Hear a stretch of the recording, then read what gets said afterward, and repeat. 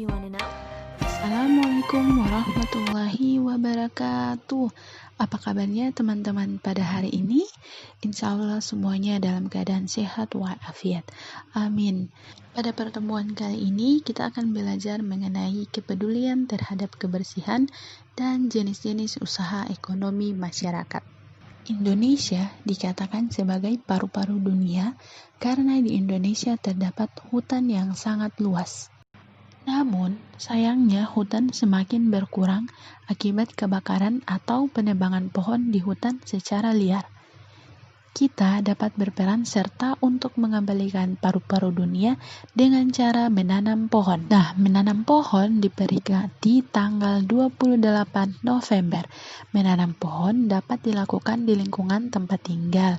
Semakin banyak pohon, maka akan semakin banyak juga pasokan oksigen bagi kehidupan kita. Semua makhluk hidup memerlukan oksigen untuk bernafas. Oksigen tersedia melimpah jika lingkungan kita bersih dan banyak tumbuhan hijau.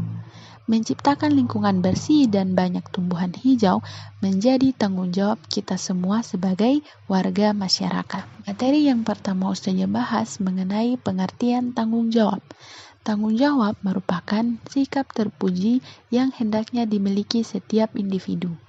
Tanggung jawab setiap individu meliputi berbagai jenis sebagai berikut. Yang pertama, tanggung jawab terhadap diri sendiri. Yang kedua, tanggung jawab terhadap keluarga. Yang ketiga, tanggung jawab terhadap masyarakat. Yang keempat, tanggung jawab terhadap bangsa dan negara. Yang kelima, tanggung jawab terhadap Tuhan Yang Maha Esa. Tanggung jawab sebagai warga masyarakat adalah tugas dan kewajiban yang harus dilaksanakan seseorang dalam kedudukannya sebagai warga masyarakat. Hidup akan bahagia jika kita bisa menjalin hubungan baik dengan orang lain dalam lingkungan masyarakat. Materi yang berikut yaitu jenis-jenis usaha ekonomi masyarakat. Indonesia memiliki kondisi geografis yang beragam. Ada wilayah daratan dan ada pula wilayah perairan. Kondisi ini menyebabkan beragam pula jenis kegiatan ekonomi masyarakat. Kegiatan ekonomi adalah semua kegiatan yang dilakukan manusia untuk memenuhi kebutuhan hidupnya. Kegiatan ini bertujuan untuk memperoleh pendapatan, kemudian digunakan untuk memenuhi kebutuhan hidup. Kegiatan ekonomi dilakukan dengan memanfaatkan sumber daya alam yang melimpah di seluruh Indonesia. Pemanfaatan sumber daya alam dapat dilihat dari berbagai bidang usaha. Usaha yang pertama yaitu agraris. Indonesia dikenal sebagai negara agraris disebabkan banyak penduduknya yang bermata pencarian sebagai petani. Yang berikut usaha bidang peternakan. Peternakan adalah kegiatan budidaya hewan yang diambil hasilnya. Jenis peternakan dapat dibedakan sebagai berikut: peternakan hewan kecil, peternakan hewan besar, dan peternakan unggas. Yang berikut usaha yang ketiga yaitu perikanan. Budidaya ikan di kolam adalah salah satu contoh bidang usaha di perikanan. Usaha perikanan dibedakan menjadi perikanan darat dan perikanan laut. Usaha yang keempat yaitu pertambangan. Barang tambang dapat dibedakan sebagai berikut: barang tambang mineral, logam misalnya emas, perak, tembaga, timah, dan lain-lain. Yang berikut barang tambang mineral non-logam, misalnya belerang, gipsum, marmer, dan lain-lain. Yang berikut barang tambang sumber energi, misalnya minyak bumi, batu bara, dan gas alam. Usaha yang kelima yaitu dalam bidang kehutanan. Hutan Indonesia berperan penting sebagai paru-paru dunia. Hutan juga berfungsi sebagai tempat berkembangnya berbagai fauna. Dari segi lingkungan, hutan menjadi daerah resapan air hujan. Hutan Indonesia sering dijadikan fungsi lahan untuk kawasan permukiman dan perkebunan. Oleh sebab itu, banyak terjadinya bencana seperti banjir bandang ataupun tanah longsor. Untuk mencegah terjadinya bencana, pembalakan liar harus dicegah agar hutan tidak semakin rusak dan akan kembali hijau serta menghasilkan tumbuhan yang bermanfaat dan melimpah bagi masyarakat Indonesia. Usaha yang berikut yaitu perdagangan. Perdagangan adalah kegiatan membeli barang dagang dan menjualnya kembali kepada konsumen.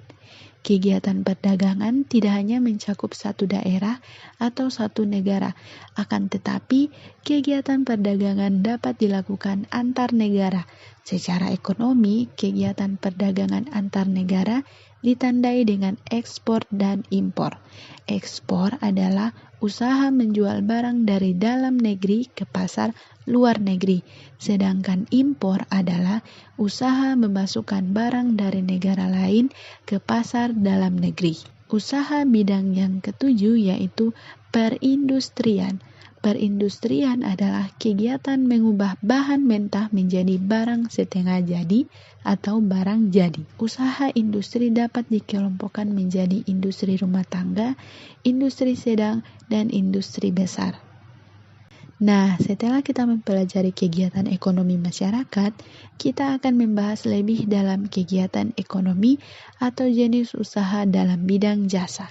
Jenis usaha bidang jasa meliputi jasa perbankan, konsultan hukum, keuangan, psikolog, kesehatan, dan pariwisata. Pesatnya jasa pariwisata didukung oleh potensi panorama alam Indonesia yang elok dan memperlihatkan aspek budayanya. Usaha-usaha di bidang jasa pariwisata antara lain sebagai berikut. Yang pertama, sebagai pengelola jasa penginapan, misalnya hotel, wisma, dan lasmen. Yang berikut, usaha penjualan barang cenderamata atau souvenir. Yang ketiga, penyedia jasa pemandu wisata. Yang keempat, penyedia jasa pariwisata dan transportasi atau tour and travel. Nah, salah satu jenis usaha yang banyak adalah berjualan. Misalnya di tempat wisata itu, usaha yang paling banyak kita temui yaitu berjualan. Mulai dari penjual buah, makanan, barang-barang keperluan sehari-hari, hingga para penjual kendaraan bermotor. Nah, dari jenis-jenis usaha itu, para pedagang dapat memperoleh penghasilan untuk kehidupan sehari-hari. Alhamdulillah, materi tematik pertemuan kedua telah selesai. Insya Allah, Ustazah berharap semua penjelasan Ustazah bisa kalian pahami. Dan sebentar, jangan lupa mengerjakan tugasnya melalui link. Ustazah tunggu hasilnya ya. Jazakumullah khair atas perhatian semua teman-teman. Ustazah akhiri video pembelajaran hari ini dengan sama-sama melafazkan hamdalah alhamdulillahirabbil alamin. Sekian, wassalamualaikum warahmatullahi wabarakatuh.